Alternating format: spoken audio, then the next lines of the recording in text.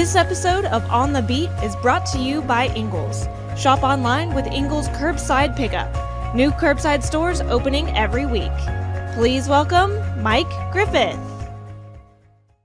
Well, hey everybody, Mike Griffith here. Welcome to tonight's Ingles on the Beat show, and we're going to talk a lot about Georgia football, the Dogs' last game, the Dogs' next game, and joining me, my old buddy, Neal McCready. He is the publisher of rebelgrove.com, also president of MPW Digital. You can check him out there on YouTube. And Neal and I go way back to Mobile Register days in the 1990s. And since then, he has gone on to live a happy, healthy, and a very fun life at Ole Miss right now, I would say, covering the Rebels. And of course, you know, I've been covering the Dogs in this unbelievable run. And I'm going to start right there before I let Neal weigh in. I got to tell you, of all the wins that Kirby Smart has had during this 26-game win streak, I think we're there, this was one of the most impressive and the most impressive of this year. And the reason why was because Georgia had to fight and they had to execute and they had to coach. And that's what you saw. This goes counterintuitive to what people are going to think. Missouri was the more physical football team in that game. Missouri's great players played better than Georgia's great players. Number 7 carrying the ball. I don't know how many guys he ran over. I don't know how many guys he ran through. That Missouri offensive line, we're not used to seeing Georgia push back. We're not used to seeing Georgia outrushed, certainly not at home. And all you can do is thank your lucky stars that Brady Cook decided to throw the perfect pass to Nazir Stackhouse. A lot of good things happened. Early on, you saw Missouri get good pressure on Carson Beck. Carson missed on a couple throws, but halftime adjustments, Mike Bobo, tremendous job. Carson, 11 of 14 in the second half. 2 third-quarter touchdown drives, and then the defense coming up with 2 turnovers in the fourth. This was a classic. This was an instant classic. This was a great football game. I know that's not supposed to happen when it's Missouri. That's supposed to happen when it's Alabama. It's supposed to happen. Missouri's not supposed to do that. But, Neal, they snuck up on the Dogs. Let me ask you, you know a little bit about Missouri football. Were you surprised as you watched the second half of that game? No, not really. I've watched Missouri a lot this year. I thought they should have beaten LSU. That game got away from them late because they just kind of blew it. But they didn't. They're talented. Cook's a good quarterback. The running back you just mentioned is a physical, good runner. The wide receiver Burden is a first round NFL draft choice. I mean, he's going to play in the NFL for a long time, health permitting. They're physical up front. They're good on defense. I think Eli Drinkwitz has done a really good job. In fact, in some ways, he's kind of gotten Missouri almost to the same place Lane Kiffin's gotten Ole Miss in the same amount of time. They are a team you have to be serious about. We do this. We in media, fans do it too. And you might disagree with what I'm about to say. I think there is a temptation to, hey, there's this established narrative from 30 years ago. So by God, that's just the way it's going to be forever. I think we're in a totally different era. I think we have changed. I think there's a you know, you have AD and BC, not to go super religious here. But I think everything up to 2019 is a different world. The rules changed. You had 2020, you had the COVID year that I think if you did something great in that year and you want to claim it, awesome. If you had a terrible year and you want to throw it away, I'm cool with that too. But after that, 2021 on, this is a new era of the sport. And maybe there will be regulations and changes and whatnot, and things will get back to whatever. But for right now, this is a new era. And you look at what Missouri's done with NIL. You look at what Missouri has done with talent acquisition, with just kind of letting. Yes, I'm not allowed to be frivolous. I have no idea what that was. You let him do those things, and I think they're in a great spot, and I wasn't surprised that they played Georgia the way that they did. They played Georgia very well last season, and there was a temptation to go, well, Georgia just played with its food that night. Georgia was asleep, and there probably was some truth to that. But there also was, hey, Missouri had a plan, and Missouri had some things that they felt like they could execute that would give Georgia problems. Georgia is a behemoth. Georgia's incredible. What they've done right now, 26 straight wins. Was it 42 of the last 43? They haven't lost at home since like the Eisenhower administration or something like that. I mean, this is amazing what they've done. But they're still humans. They play the game. They're fallible. And Missouri very clearly feels like they can put a plan together that lets them be competitive with Georgia late into football games, and they've now done it 2 years in a row. And I think sometimes we have a tendency to go, oh, it must mean that Georgia's not focused, or Georgia's not whatever. No, sometimes you just give credit to the other side. Give credit to Missouri and what Eli's been able to do there. They have a huge game this week against Tennessee that I think will be fascinating. But, they very clearly had a plan for Georgia. They saw some things on film 2 years in a row that they thought they could exploit, and they did. And I agree with you, by the way. Sometimes when you're winning consistently, and for Georgia, a lot of times winning kind of easily, and it's real easy to read and hear everyone say that, oh, yeah, man, whenever Georgia turns it on, it's over. It's over. Well, sometimes you go to turn it on and it won't turn on. Like let your lawnmower sit in the carport for 6 months and then go crank that thing, and all of a sudden it's sputtering. Well, that happens with people too. And I think they got tested, and the way they responded to that test, I think it was 13-10. I was at Vaught Hemingway. I was writing post game, but 13-10, and Missouri's got this confidence about them. Missouri was not intimidated by Georgia. They weren't intimidated by Sanford Stadium. They knew what they were getting into. They were imminently prepared, and Georgia had to go answer. Georgia had to go win the game. Missouri wasn't going to go give them the game, and I thought it spoke volumes to the toughness that Georgia has. That's Kirby's personality in so many ways. And he talked about it. You're around it every day. I'm not, but he talked about it at media days about complacency is the thing you have to fight against. And I think you have to fight against it on a daily basis. And sometimes that message doesn't really resonate when the coach is saying it over and over and over and over.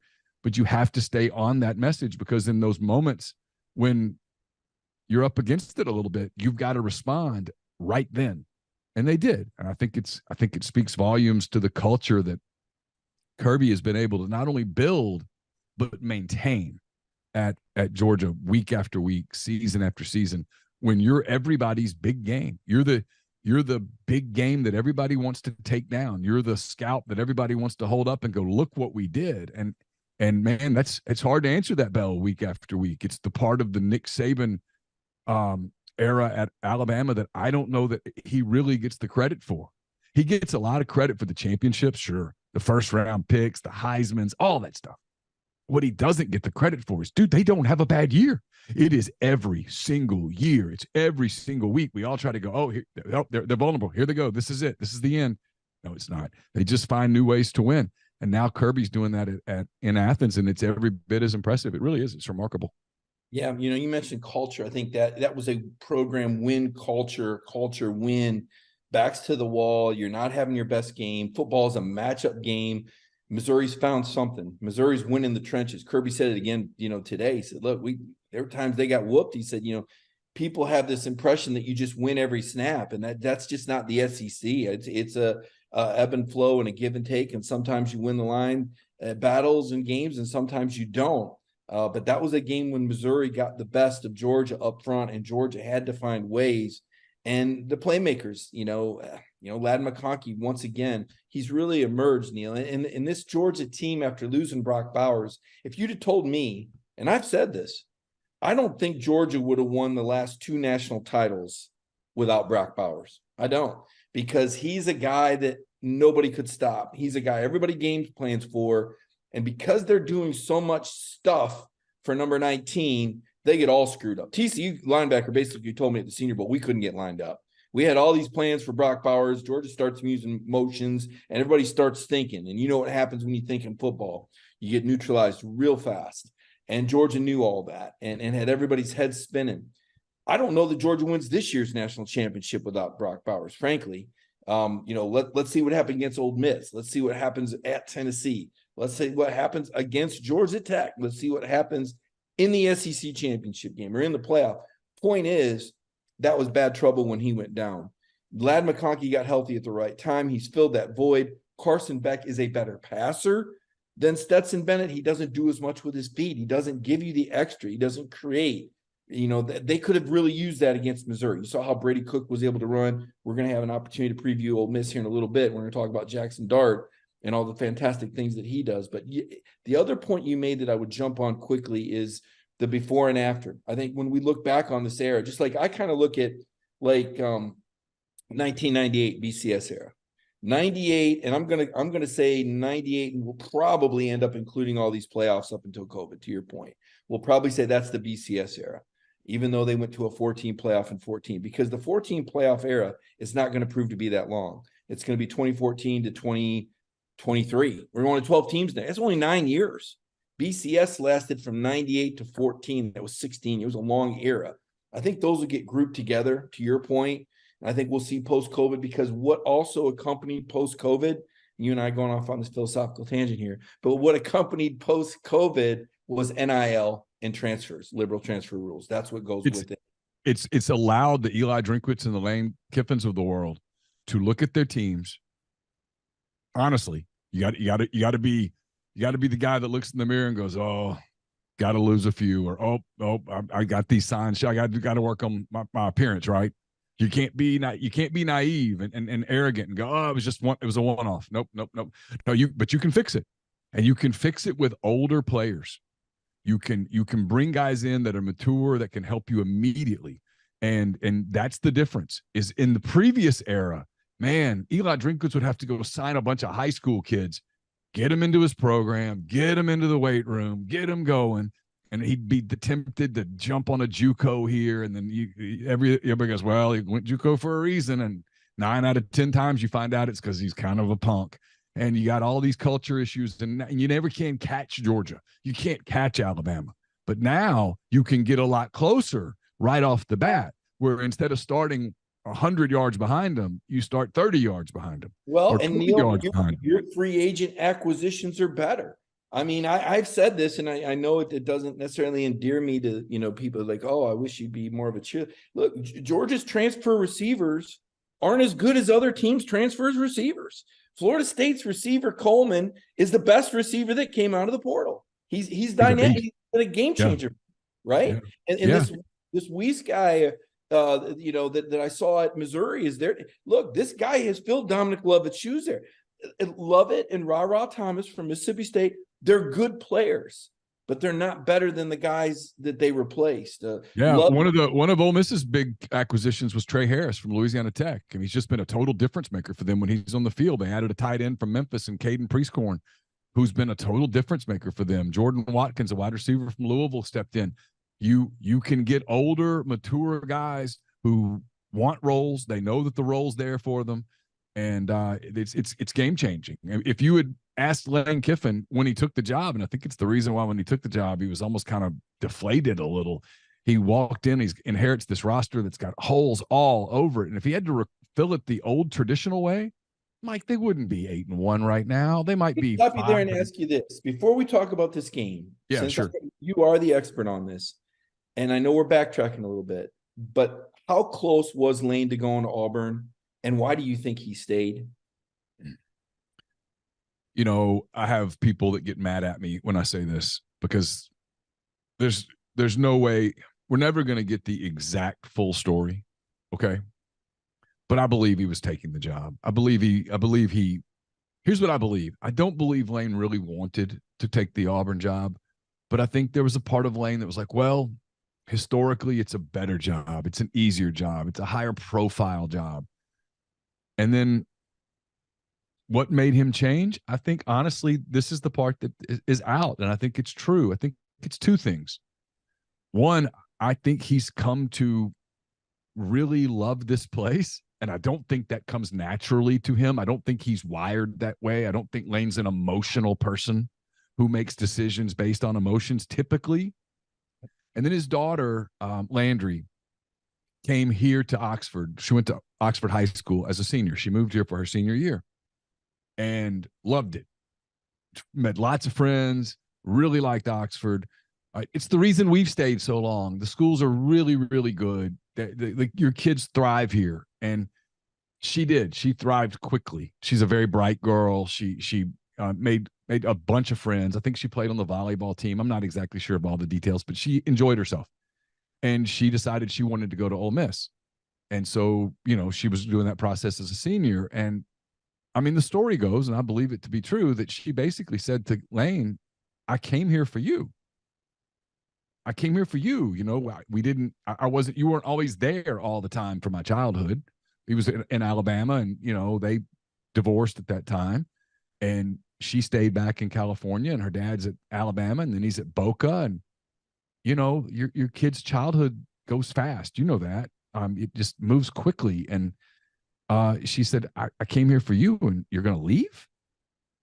And I think it hit him. His family's here. Monty is here. Lane's sister is here. They all like it. Oxford's a neat town in that you can be a celebrity here and people will leave you alone. I've seen Eli Manning walking back when Eli Manning was a Super Bowl champion quarterback. I mean, he was still the quarterback of the Giants, walking the aisles of Kroger, and people leave him alone. I mean, no one takes pictures. They don't ask for pictures.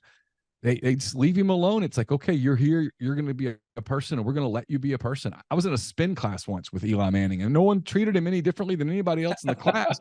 And dude had just been the MVP of the Super Bowl. I mean, it's just different in that regard. And I think Lane kind of enjoys that, because you see Lane Kiffin, the social media guy, and he's great on social media, figuring out how to market and stuff like that. But Mike, that's not him. That's not him in the flesh. That's not who he is in the real world. He's very reserved and kind of private and really quiet, and doesn't go out much and he's not wild, crazy. The Joey Freshwater thing is just not who he is. And it's certainly not who he is now. He got here in 2020 and the COVID thing happened, and, he couldn't coach. He couldn't recruit. Who knew whether there was even going to be a season? And he stopped drinking. He got super fit, really lean. I mean, Lane is like really fit. And I just think his life has changed. I think he's kind of grown up. He's matured, and Ole Miss fits him, man, in a way that's hard to explain to people who haven't been around it for a while. They meld the whole program around him. I mean, he doesn't want to do a lot of booster things, so they don't make him. But can he sustain, Neal? Because one of the things that Lane talks about and targets is A&M and their budget and the whole Jimbo. Yeah. It really wasn't about Jimbo as much as it was to me, it didn't seem like as much as it was the disadvantages that Ole Miss is at when it comes to the financial budget. I mean, can Ole Miss, we're sitting here, they're 8-1. They're a top 10 team. This isn't supposed to happen. Can they sustain? We're going to find out. I think he thinks they can. Look, are they ever going to have the budget that A&M is going to have? No. But can you have enough budget to win? Look, let's just assume for the sake of it, a loss to Georgia, a win over ULM, and a win over Mississippi State. Is that fair? Sure. Yeah. 10-2. That's 10-2. That's 10-2, 2 out of 3 years at Ole Miss, at a place that's won 10 regular season games once before Lane Kiffin. He's done it twice in 2 years. And last year, before they lost to Alabama in a game where they had the ball, 1st and 10 at the Alabama 14, I think, in the final 2 minutes, they were 8-1 going into that game. And then all the rumors kicked in, and they had a bad letdown at Arkansas. Arkansas played the game of their season. It was their senior night. They jumped on Ole Miss quick. That got away. And then they completely wet the bed. I'd use a different term, but we're a family show here. They wet the bed against an average Mississippi State team that night in Oxford, and got away, and ended up looking a lot worse than it was. That team was on the cusp of going 10 wins. And Mike, if you take Georgia and Alabama out of the league, okay, just for the sake of take them out of the conversation, there's not another program in the league that's doing this consistently. Not, LSU's not, A&M's not, Missouri's not, Tennessee's not. I think Tennessee's going to, but they haven't yet. And who's done it? Georgia's doing it. Yeah, well, Georgia's winning on a historic level. We talked about Alabama, historic level. Everybody else in the league might trade places with where Ole Miss is today. Georgia would say, no, we're cool. We're right here. Alabama would go, no, we're good. We control our destiny. We're going to get a shot at Alabama, at Georgia, and win the SEC and go to the playoff. That's what they're saying in Tuscaloosa. Everybody else would be like, yeah, we'll trade with Ole Miss and have a shot. Nobody else has a shot. I mean, ask about one more guy before we take our halftime break. Okay. And that's Hugh Freeze. Hugh Freeze is at Auburn. You've covered Auburn. You're familiar with Hugh Freeze. Look into your crystal ball. Tell me what you think is going to happen with Hugh Freeze in Auburn.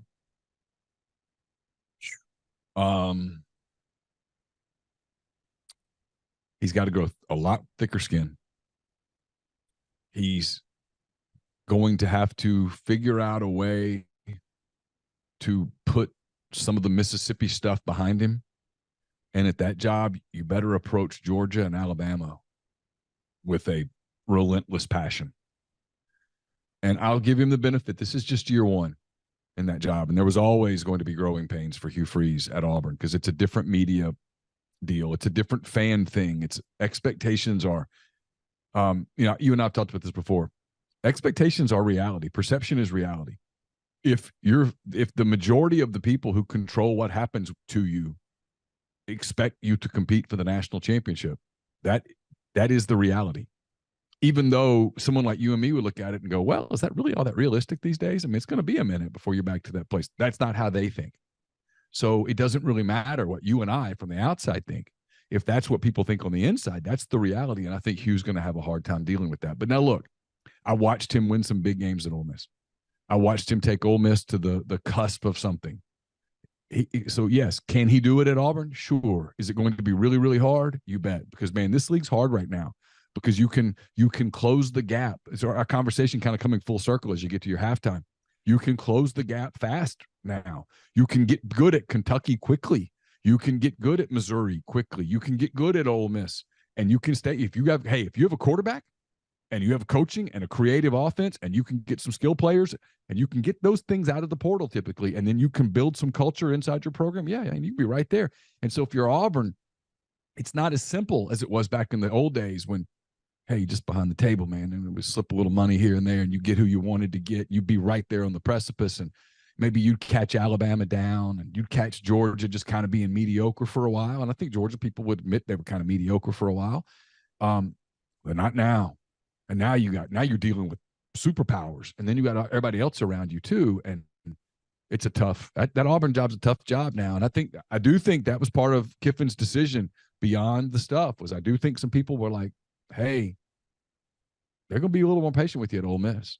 They're not going to be patient with you at Auburn. And at Auburn, if you don't want to go kiss the babies and do the politician stuff that Lane doesn't like to do, if you don't do that stuff, man, you better really win. Because if you don't, ask Brian Harsin how that shit works out. Pardon my language. Wow. They'll run you. And they did, because they think they should be a national title contender. And if that's what they think, then that's what is. Boy, that's going to be real interesting. I predicted that Hugh Freeze would have some success. He's had some success. I think he's a little light on the success right now in terms of what I expected in year one. I know those were high expectations, but I expected an upset in there. For some reason, I had it in my head that he might find a way against LSU. Boy, was I wrong about that. This is a matchup game, and doesn't look like anybody stops LSU but LSU, and yet here they sit here with 3 losses, and that tells you everything about the league. This is a good time for our halftime break, Neal. When we come back, I want to talk a little bit about the league, but I really want to get into the Georgia-Ole Miss matchup because this is a very intriguing game. It's the first time that Kirby and Lane Kiffin have gone head-to-head as head coaches. Right now, though, I want people to pay attention to this message from our sponsor, Ingles. Appreciate Ingles sponsoring us each and every Monday night here on DogNation.com. Check this out. Neal and I will be right back after this message.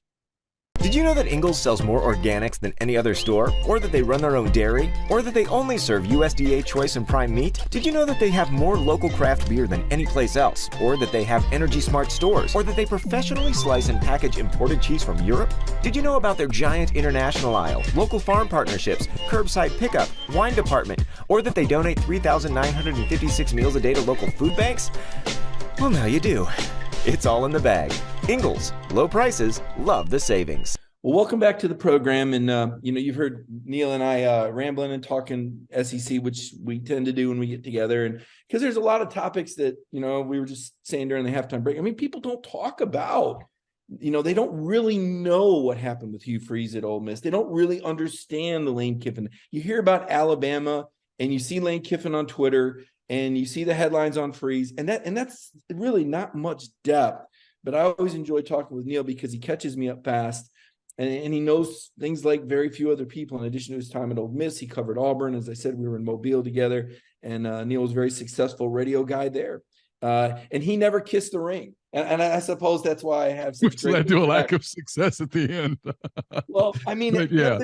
Think about how many, and I'm not throwing other media guys under the bus, but there's a lot of them that kiss ass. It is what it is. There's certain people that'll say the certain things about the right people, and How dare you go against the flow? And I respect the heck out of somebody that says, you know what? I know that's what you want to hear, but that's just not how it is. I've done the same thing. We've definitely taken our punches for that, Neal. We probably always will. So partners in crime, some mutual respect there, I'd like to think. So this game, let's talk about the Kirby Lane thing. And you told me, you correctly predicted this. And Kirby was just as, Kirby just can't say enough good things about how great Lane is. And you told me, you said, Mike, Lane is going to be on his P's and Q's. He's not going to give Kirby. It's like these guys aren't giving each other any ammo, right? You saw that. No. Yeah, absolutely. Look, number one, Lane was at USC when they won 30 some odd straight games. Lane was at Alabama in a run where I think they won 25 straight. And so, he knows Kirby. They coached together. Actually, it was 26. They're tied right now. Georgia's tied that streak. Yeah. So I think Lane has, from firsthand experience, being on Pete Carroll's staff and then with Kirby on Nick Saban's staff, I think he has tremendous respect for what Georgia's done. I mean, it's remarkable in this day and age of parity to win 42 of 43 or whatever the number is. I'm not trying to be disrespectful if I'm off a game. It's incredible. Nobody does that. And Lane's been at places that did it twice. He knows how difficult it is. I asked him just a little while ago as we record this, I asked him, how do you've been inside those buildings. How do you fight complacency? How do you fight just kind of getting bored? And his answer was, it's great coaching, period. It's great coaching. So he has I don't think Lane has a ton of respect for Jimbo Fisher. I think Lane has a ton of respect for Kirby Smart. And so you saw that play out last week with all of Lane's answers, and you'll see it play out this week. He's going to talk about it the way that, and actually, Mike, I think he's telling the truth. I think he views it as house money, a bit of a free shot, and that the one thing they can't do is allow a loss to Georgia to derail them the rest of the way, that they can still have an incredibly successful season. They can still go 11-2, win an Access Bowl, and finish the season ranked in the top 10 and go into this new era of college football with 12 teams making a playoff as a legitimate power. I think he feels that way. So I think that's what you'll see with how he approaches it. I don't think you're going to see him and or Ole Miss take this game and make it the biggest game in program history and some of the stuff that media is going to try to do. I don't think they actually agree with that. I don't either for what it's worth. I think it's a huge opportunity, and it's a huge barometer and a measuring stick and all of those things. But I don't think, because a loss Saturday is not catastrophic to the program at all. Not even a little bit. I told somebody this today. I was covering the SEC as a whole in Mobile in 2003, and it was Eli Manning's senior year. And they played LSU here in Oxford at the end of the season. And had Ole Miss won, they would have gone to Atlanta to play. I can't remember if it was Georgia or Florida. Florida, I think. They would have gone there. And they lost to an LSU team that ended up winning the national championship, Nick Saban's team. And I remember standing on the field talking to a couple people as the game ended. And an Ole Miss person said, "We won't be this close again for a long time." Well, if you're standing on the field at the end of the night at Sanford Stadium on Saturday and Ole Miss is losing, I don't think only a negative person would say that. I think instead the attitude will be, okay, well, we need to go back and study this because we got to figure out a way to close this gap. But we have an opportunity to get back to this place next fall because it's how they view their program. They've built through the portal. He's having a lot of success recruiting now for the first time really in 3 years with high school kids. They're recruiting at a pretty high level. They got to close on some, but they're getting some players that they didn't get the last couple of seasons. And I think he feels like he's closing that gap. And a win would be a huge win. What do they got to do? So what do they got? So I know I've watched Ole Miss. I see him. They go hurry up. I see Jackson Dart. I see Lane Kiffin celebrating touchdowns before snap. I mean, Kirby Smart. I don't think Lane's going to out scheme him necessarily, but Kirby kept saying, and Lane said it, he looks for matchups. He looks for matchups. He looks for matchups. How does Ole Miss get those matchups, and where do you think they're at in this game? I think the first thing is that you have to be able to run the football with some degree of effectiveness. Missouri was able to. That stops you from that. You can't go against these really talented defenses like Alabama. How do you compare Judkins to what I saw number 7 Schrader from Missouri? I think they're similar. I think Judkins is potentially a more dangerous back. Schrader's awfully good. He's underrated in my opinion. Judkins, when he's on, and here the last few weeks he's been on, he's a violent runner. He has elite vision. He sees things that a lot of backs don't see until they watch the film. Quinshon sees those things in real time, and he's able to turn a 2-yard gain into a 6-yard gain, a 6-yard gain into a 13-yard gain. He gained some weight in the offseason. I think he did the get bulk thing, and I think it's cost him a little bit of mobility. I don't think he's quite as shifty as he was a year ago. I'll be curious to see whether he approaches his offseason differently. Rocket Sanders at Arkansas kind of did the same thing, and his body didn't hold that weight. It'll be interesting to see what those guys do in the offseason. But, Jackson Dart can hurt you with his feet, but he's a really good decision maker this year. Last year I had a conversation with Jackson in August, Mike. I'm kind of jumping around, but in August I said, hey, we got to cut the turnovers down. How do you go about that? And he said, last season there were some times, it was his first year in an RPO. It was his first year in that system, first year. He's a Utah kid who spent a year at USC, and now he's at Ole Miss. And it was just a lot of new. And he said there were times that decision-making was sort of gray. He wasn't exactly sure where to go with the ball. And this year he said it slowed down. He's feeling better. He's much more confident in his decisions. He's tough as nails. The kids respect him. They play for him. He can hurt you with his feet if you're not disciplined as a defense. If you get a little carried away trying to get after him, he can escape and make plays downfield with his feet. He's not the greatest deep ball thrower. It's the part of his game that if he's going to be, an NFL quarterback, he's got to get better at the deep ball. But other than that, man, he's been really strong. They're starting to play with more confidence up front. Yeah, how good is that line? Do they give up a lot of sacks, or are they savvy tackle to tackle? They're savvy tackle to tackle. They get called for holding a lot, which tells me that early in the season either they were holding and there was a lot of film that came out with them holding because officials seem to be looking for it now, or that they're holding. They were about to put A&M away Saturday. They were about to go up 21-0, and they had a touchdown called back on a hold. It ended up having to settle for a field goal. It got blocked, returned for a touchdown. All of a sudden, a 21-0 game is 14-7. Well, that's a swing, man. I mean, that was a big swing. To answer your question, that can't happen in Athens, right? What about crowd noise? You've seen Ole Miss go into hostile turf before. We know Lane is good at home, 19-21 or 20-22. What about 20-22. Hostile waters? Sanford Stadium is going to be rocking. You see my background. They're going to have it lit up with the red LED lighting. It's going to be the loudest atmosphere they've had probably since the Tennessee game. What does Ole Miss do in those situations? How well do they communicate in these situations?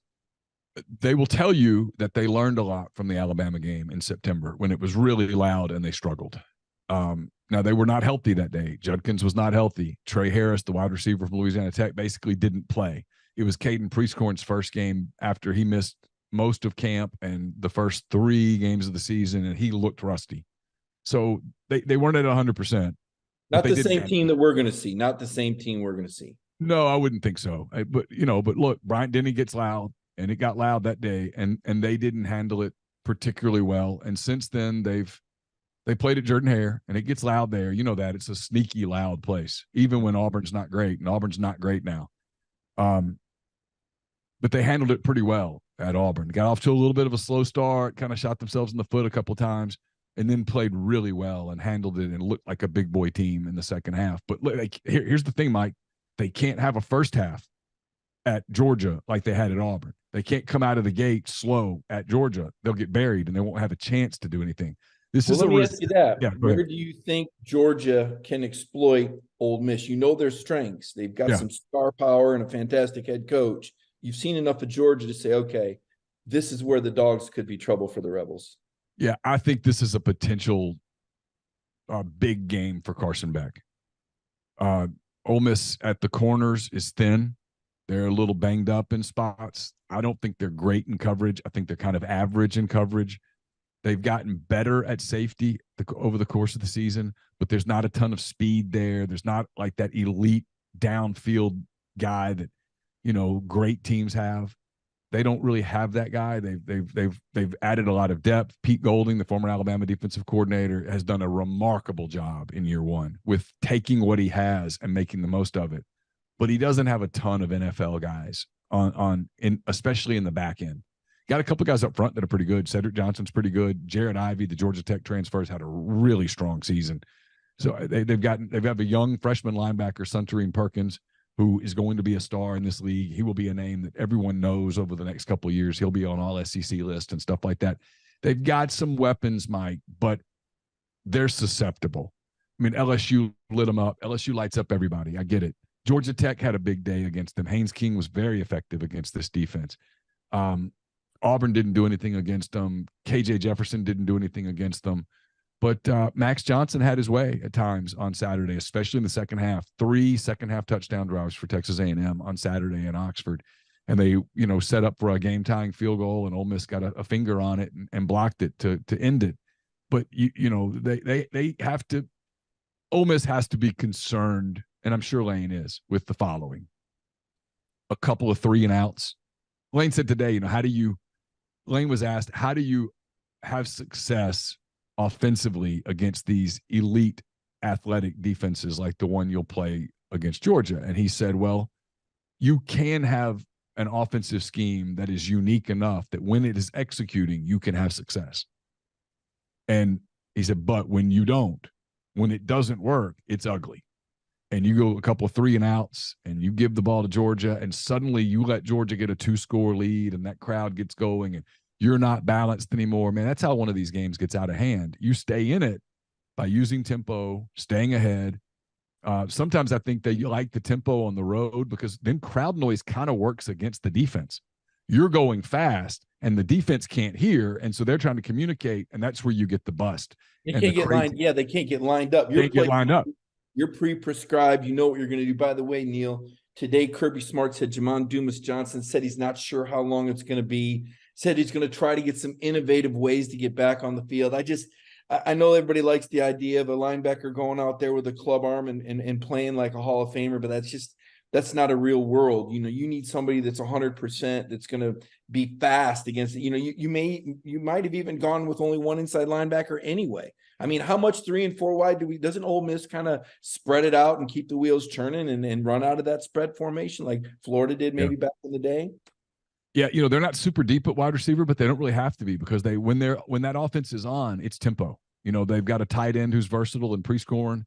They've got the big wide receiver on the outside in Harris. They've got a couple of inside guys who are veteran guys, transfer guys, very mature, very selfless, who get open, who are reliable ball catchers. And then you have Dart. They'll throw it out of the backfield to Judkins. They've got Ulysses Bentley, the SMU transfer that's in there that adds a different kind of change of pace some at running back. So they can get you in a number of ways when it's working and it's on tempo. And when you're on tempo, they don't sub. They just keep rolling and you go fast. And I've seen it happen. It worked against Auburn that the crowd got so loud in an attempt to hurt Ole Miss that it stopped Auburn from being able to get lined up. And then you take advantage of a mismatch and there's a 20-yard chunk and a 20-yard chunk. And next thing you know, you've gone down the field and you've scored quickly and you've kind of changed the mood in the stadium. And that's if there's a recipe to win, and I'm not sure there really is. I think this is going to be a real tall order. But if there's a recipe to win, it's making the game chaotic.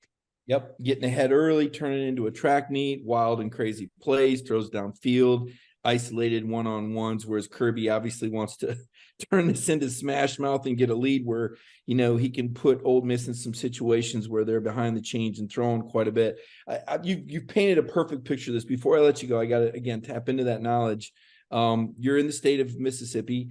I got two tough questions for you, one on a border state and one on Mississippi State. Is this going to be it for Zach Arnett, number one? Number two, do you think Sam Pittman's win at Florida? I mean, I would like to think that the people of Arkansas know what they have, but I think you know that school a little bit as well. What are your thoughts on Zach Arnett at Mississippi State and his future after this year, and Sam Pittman at Arkansas? So here's the deal with Arnett, Mike, is that you can bail on this if you want, and I think they do want to. But then what? Right. Their NIL pictures in total shambles. Like you're going to talk about, we're going to touch on compare and contrast State to Arkansas here for a second. Where does State go from there? Lane's a million miles ahead of Mississippi State in NIL. I mean, where he is in comparison to Auburn and Alabama and stuff's a totally different thing. But in terms of comparison to Mississippi State, he's the Yankees playing against a single A affiliate somewhere. I mean, this is not even close. So Leach gave them a chance by being from another planet, and I mean that in the most positive way. He was such a creative guy. 100%. And they did this different thing. That's not who Zach Arnett is. So they can pay Zach Arnett $4.5 million to go away and be a defensive coordinator someplace. He'll get a job within minutes. And then what? Who are you hiring? Some people throw Rhett Lashley's name around. Nothing against Rhett Lashley. I'm sure he's great, but I mean, I'm not even sure Mississippi State's as good of a job as SMU right now. So regardless of what they do, State ain't going anywhere. What about Arkansas? They've had some tough losses this year. Yeah. Sam wins the media over. We see what he's all about. People of Arkansas know, do you think he's coming back another year? You feel like he's in good shape?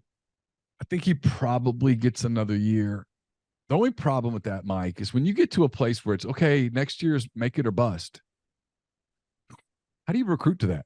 They've lost a big recruit yesterday. I think they're about to lose another one today. That's hard to sell. When next year's really going to be really important. If it goes badly, we're probably going to fire the coach. That's tough. Now you're right. They've lost a lot of close games. He clearly made a mistake with Dan Enos and held on too long. And then it almost makes him look worse when you get rid of Enos and you just kind of go back to what you were doing. And all of a sudden you roll up 500 yards on Florida and you win in overtime there. And people are like, well, good Lord, man. I mean, what's going to haunt him, Mike, is not the close loss at LSU. It's not the close loss to Ole Miss. It's not the close loss to Alabama. Those are all respectable losses. It's losing at home to BYU. It's losing at home to Mississippi State. I was at that game. My daughter goes to school at Arkansas. It was Kyo Dad's weekend.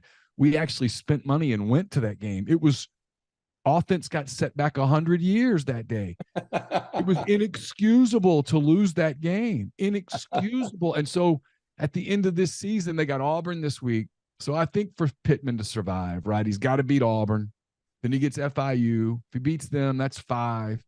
Then maybe you could even lose to Missouri and go 5-7 and go, hey, we really made a couple mistakes and we're going to fix this. But I don't know. But here's the difference at Arkansas.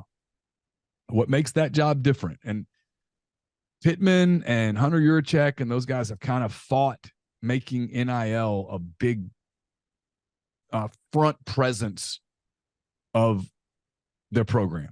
That's not kind of who Sam is. You know what I mean? That's just that he's old school. You know him. I don't really know him. You do.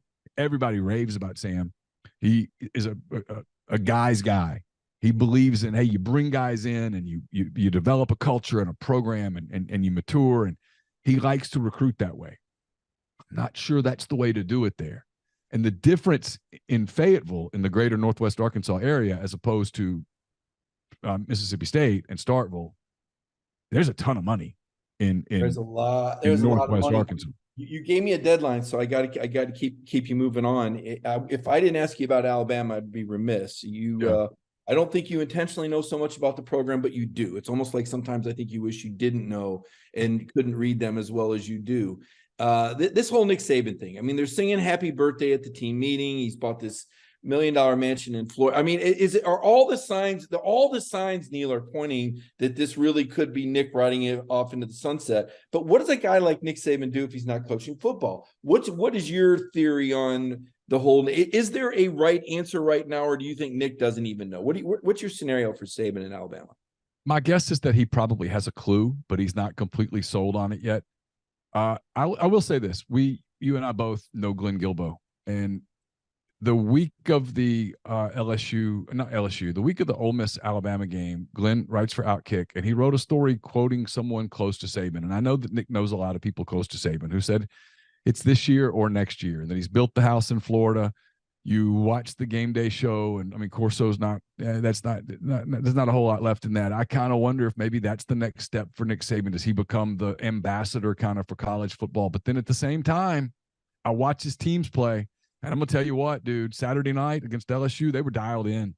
They were good. And so the one thing that Nick Saban has that he probably doesn't get enough credit for. He's been doing this now for 107 years. I mean, the guy is so adaptable. He adapts to the environment, and he's done it again. He's got this quarterback that early in the season wasn't very good, and they figured out ways to maximize what he does well. They're really good on defense, and they've taken Jason McClellan and found a role for him. He's now a more than serviceable SEC running back. They can make a few plays downfield. They get big chunk plays. They're not going to beat you probably the way that Nick Saban would love to beat you, but they find different ways to beat you. And they held serve with LSU and back and forth, and then they broke serve, and that was that. And is there going to be another team that's going to beat Alabama this year, Neal? If you told me a team beats Alabama this year, I'll tell you in the SEC, I'll tell you it's Georgia. I mean, I don't think they're losing at Kentucky. They're not losing to Auburn. That's all that's left. I mean, they're one win away from clinching the West. Yeah. I don't think the SEC gets 2 teams in this year, by the way. If Florida State runs the table and you get an undefeated Big Ten team and you got either a 1-loss A&M or I think a 1-loss Oregon or an undefeated Washington, I don't think the SEC championship game loser gets in. No, I think the only way there's 2 teams is if Ole Miss were to run the table and then whoever won the Georgia-Alabama game got in because there was chaos elsewhere, right? The Pac-12 just ate itself up. The Florida State lost the ACC title game. Maybe something disciplinary happens with Michigan. I don't know. The Big Ten's chaos. If you told me there was chaos and that the Georgia-Alabama winner got in and Ole Miss slipped in as the 4, sure. Other than not that, the SEC championship game loser. You don't see that. No. Whoever loses that game is headed to an Access Bowl.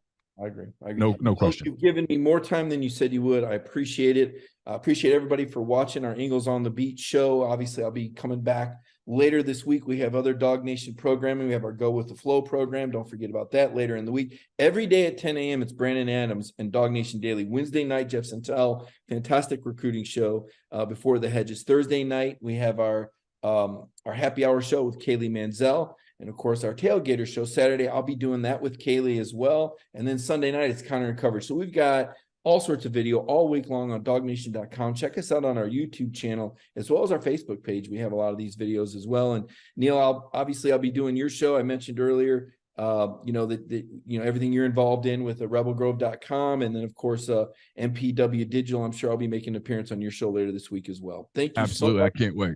Thank you for your time. I'm a big fan of you. We could go on forever, and we will, and we have, and this is just what happens after however many years, 25 years of friendship.